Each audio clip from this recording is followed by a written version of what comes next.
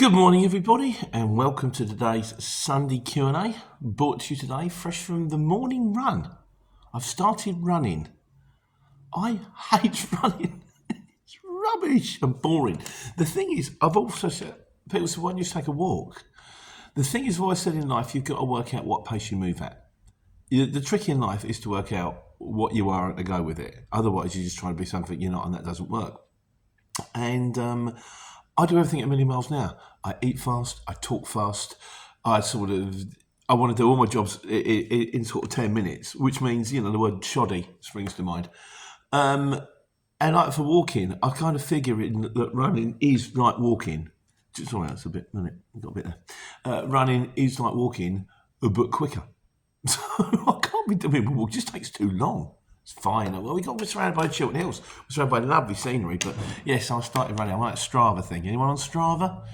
I mean, I've only just admitted it because some of the efforts up to now have been woefully inadequate. But I'm kind of getting up to a pace. Also, I think I got a bit poorly back in November time. Well, we got the depression thing, didn't we? I mean, this apparently, according to my friend, mood follows action. So I have to, you do exercise, you feel better. So we got to go back to the gym, back to the warehouse gym. And also during the October, November last time when I started with a new firm, when I was up in Inverness, I must have got some kind of bug. It might be one of these COVID-related things, I don't know. But I was tramping in the cab and I was struggling to breathe. And since then, I've always had a little bit of a rattle. And I'm thinking, well, you can go to the doctors, you can get pills for this kind of things. Alternatively, maybe try and have a go yourself, like. So I thought, well, I'll just try and get a bit more. Anyway, enough about that. You're not in for here, you're in for courier stuff. Courier, what's going on in the courier world today, Pete? Well, this week's video was just my luck. And I kind of thought, a lot of you would go, yeah, same thing's happened to me. Yeah, exactly. It happens to me all the time. Nobody, just me. But there you go. Paul Oldfield said standard brakes. That's the answer. It would be nice, wouldn't it? Back in the good old days, I remember when I'm pretty sure that when I was young, shops used to shut on a Wednesday afternoon and on a Sunday. We were no worse off. If you didn't have it, you survived. You got your neighbours. So can I borrow some milk? That kind of thing, But it's never going to happen, of course. But it would be a lovely idea. Vamoose says everyone scarpers when the lorries arrive. Yeah, the lorries arrive all the time. Having said that, everyone scarpers. I've seen that. I've been at a next distribution centre where there's 4 or 5 lorries all parked in a bay, and I walked in and there's like 3 ewes leaning on the back of a pump truck looking at a telephone. Thinking, lads, do you want to get one of these done? We've all got places to go, So Petrol Patrol says they could have had their break later. It only took them 15 minutes. They could have done it first. It's a bit rude leaving the driver sitting outside for 20 minutes. I suppose sometimes yes, sometimes no. And if you've got drivers, you go, all right. And I have had fork truck drivers before, and this is the thing. You want to be nice to fork truck driver. Never push them. You turn around and go, it's like, all right, mate, whatever you want to do. I'm here to help you. Anything I can do to help. And then you're much more likely to get the, all right, I'll unload you first, open your curtains. As opposed to, yeah, is that right, mate? You're in a hurry, are you? You sit there. So Beard of the Shire says, I'd close the curtains when they come off and break and tell them you're on break and block the yard. Yeah, but that's kind of it's an idea. It's cutting my own nose off to spite my face. I'm day rate, so I get done when my day is done. If I decide to delay everything for 20 minutes, all I'm doing is delaying myself. If I was on an hourly rate, maybe, yeah, but again, no. Get it on, get it, what is it? Get it on, get it gone. Get it done. Might be a new catchphrase in there somewhere. No, I like my one I've got already. Andy Darwin says, what are you picking up from the county council? Were I picking up from the county council, I'd probably still be there. So no. And Shane Hardy says, they see you, Pete. Yeah, this is probably the most accurate one. They see you, Pete. It's not the YouTuber and run. It's probably a matter of you arrive at the wrong time. It's not a matter that you arrive at the wrong time. It's a case of, oh my God, it's that geezer on the channel. Quick hide. Makes perfect sense. Yeah, no, I really thought a lot of you would turn around and go, I get it all the time. It just seemed to be that day. Rocked up, yeah, they're on break. Got to the next place. It was sort of like a wait and return. Yeah, we're just gone on break. Brought it back again. I bought it so, oh yeah, the management have just gone on lunch. I'm like, what? How is it every time I get somewhere there's nobody here? So we also did the video on delivering to the XL. I will be doing another one coming up on delivering to NEC. Got the NEC next week. Another one of those sort of exhibition show things. But obviously, I've got a few videos backed up. We haven't done that Anglesey yet. That's got to go out. And Harrods has got to go out, which wasn't actually Harrods, it's Brighton. But we'll do them two first. But yeah, I kind of, because they take so long to edit, I've got a little bit ahead of myself. Just to give myself a bit of peace of mind, like, so they're going on. Anyway, delivering the XL. Steve Campbell says, I hate collecting from there. It's one of those things that the first time you do it, it's an absolute nose. But when you've done it 2 or 3 times, you go, right, okay, I don't take that turn off at the roundabout because that takes me around the Mickey Mouse Lane by the Holiday Inn.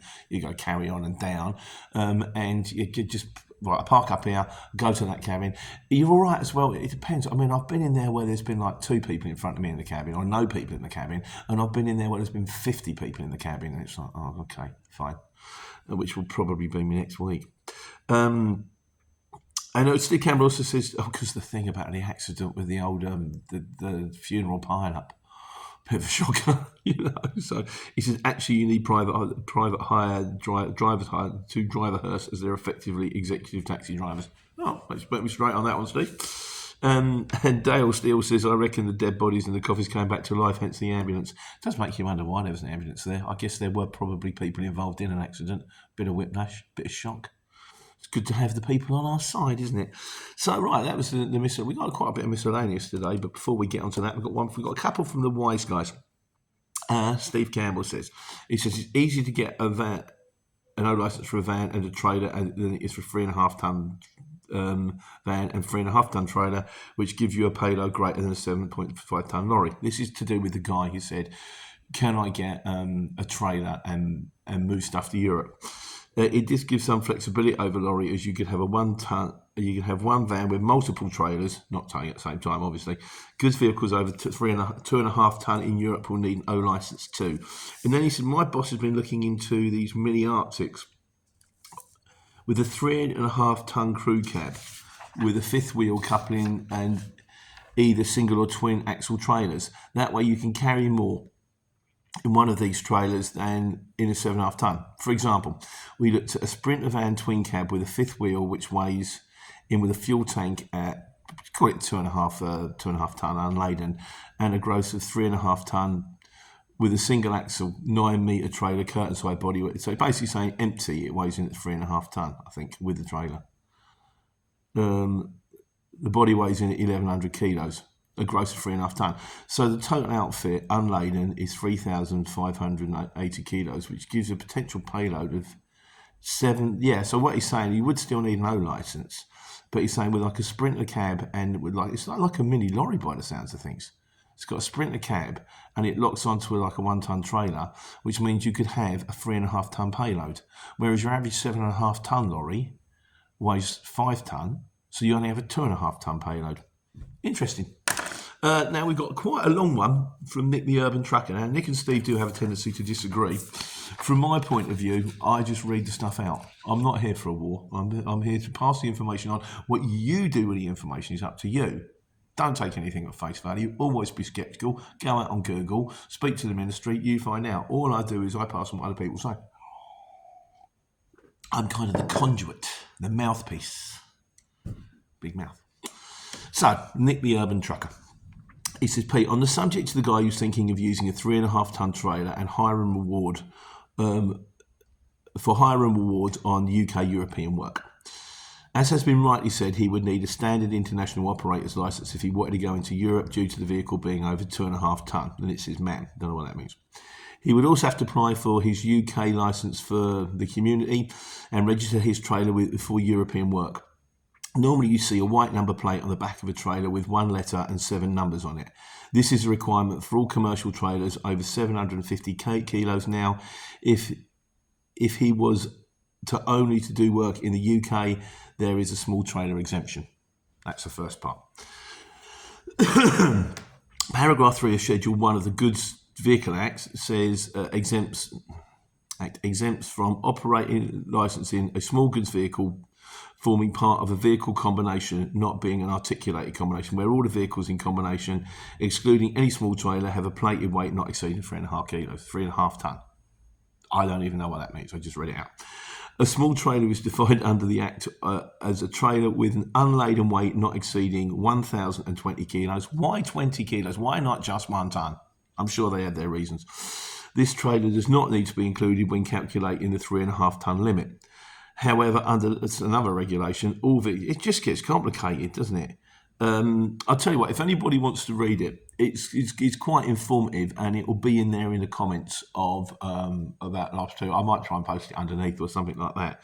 But I'm just going to say thank you very much for everybody who contributes all the stuff. The guy who's out there who's decided whether or not to get in, to do the small removals to Europe. If I was him, I'd be doing this by now. Because it's just so massively complicated. The whole thing is just so involved. I've always said that about lorries. There is money in lorries, but they're involved. If you just get in a van, you can just turn the key and it goes, have you got, have you passed your test? Yes. Have you got insurance, van insurance and hire insurance? Yes. On you go then. It's a lot easier. Still, I still prefer the truck. But yeah, like I say, thanks very much for the input there, Nick. There's plenty to be read on there. If you're interested or it applies to you, please go out in the comments, fill it all in. So, miscellaneous. Paul Oldfield said, he said, hi. This was to do with the fact that last week I managed to record everything on super speed. I think I'm on the right speed now. I hope so. He said, hi, that's what I call age-related technical challenges. Yeah. Or that's what I call moron, but there we go. Don't worry, we all suffer from it due one time or another. As for the AdBlue, we've been talking about the AdBlue recently. It's extremely corrosive and does put wear and tear on your engine. Euro 7 coming soon. This is Euro 7 coming soon as brake dust, with 3 exclamation marks. Are we getting Euro 7? I doubt it. I don't think so. I think it's battery now, isn't it? Battery powered vehicles, not the way to go. Hygiene is the other problem with EV. There is a worldwide shortage in EV technicians, mechanics. So, well, it's going to go the way it goes. Strikes me with the electric vehicles. They're selling well when they're new, but the resale market isn't great, and I don't know. I just don't know. It's kind of at me, as I just drive the ones I've got. Baz in a van says, because there was the other debate, should you be in a little van, should you be in a big van if you're going on the exchange?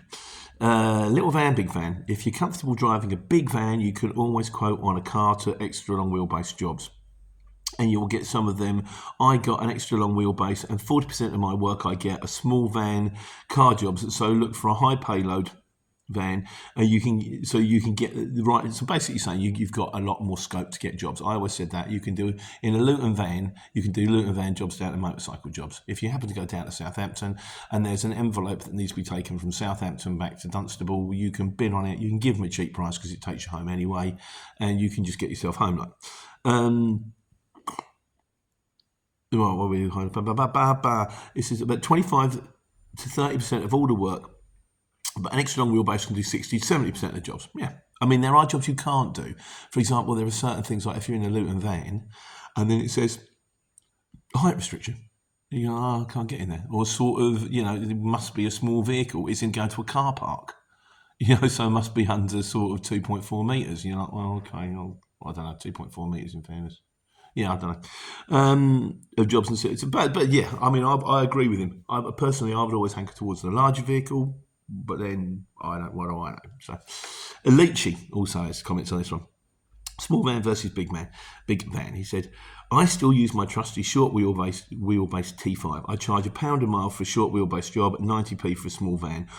Almost most of my work is small van. Surely it comes down to overall costs. A small van will cost you less on insurance and fuel plus extra running costs. I get 40 miles per gallon out of my van, which is okay for short wheelbase. Some small vans can get well over 50. How much miles per gallon does the long wheelbase or Lutons get? That's a good point. I wonder if a small van makes the most profit per mile after taking out all the running costs, and he could well be right. Ultimately, it comes down to you. As I would say, you do you. If you want a small van, get a small van. If you want a truck, get a truck. If you want an aeroplane or a submarine, go learn to fly an aeroplane or drive a submarine. Do you drive a submarine? You sail a submarine? I don't know. My cousin Daniel was on a submarine. One of the military ones. He was on a documentary. That's not relevant in any way, shape or form. But yeah, you do you. I didn't even get a drink, I just lifted it up. Right, this is Bathsheba. What? What? Bye. I recently had to replace, because this is the fact that you're replacing some of these vans, despite the fact there's nothing wrong with them, which is really frustrating. You've got your old van that you love, like my old mate Ken, who's had to get rid of it. He's becoming very disillusioned with the market, so I think he's going. I think he's joining Ocado.